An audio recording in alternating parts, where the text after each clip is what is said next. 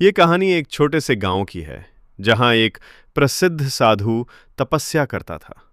दूर दूर से लोग उसके दर्शन करने आते थे।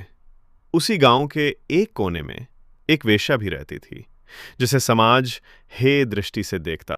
साधु का नाम था स्वामी सत्यदेव, जो एक पुराने मंदिर में रहकर भजन पूजन करता था, लोगों की मदद करता, बच्चों को धर्म की शिक्षा देता और संयमित जीवन जीता।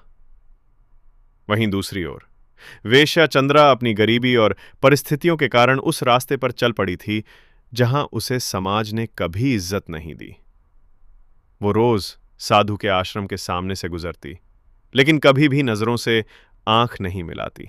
एक दिन एक शिष्य ने साधु से पूछा, गुरुदेव, आप इतने पवित्र हैं, लेकिन वो वेश्या आपके आश्रम के सामने से रोज जाती है, क्या आपको यह अनुचित नहीं लगता?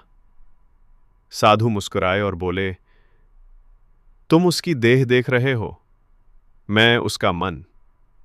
हो सकता है वो हमसे ज्यादा पवित्र हो, अगर उसका हृदय पश्चाताप और प्रेम से भरा हो।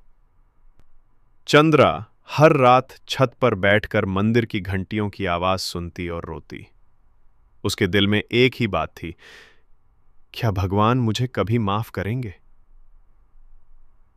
एक दिन चंद्रा ने हिम्मत कर साधु के पास जाकर कहा, महाराज, क्या मैं बदल सकती हूं? क्या मैं भी एक दिन भगवान के करीब जा सकती हूं? साधु ने शांत स्वर में कहा, हर आत्मा में परिवर्तन की शक्ति है।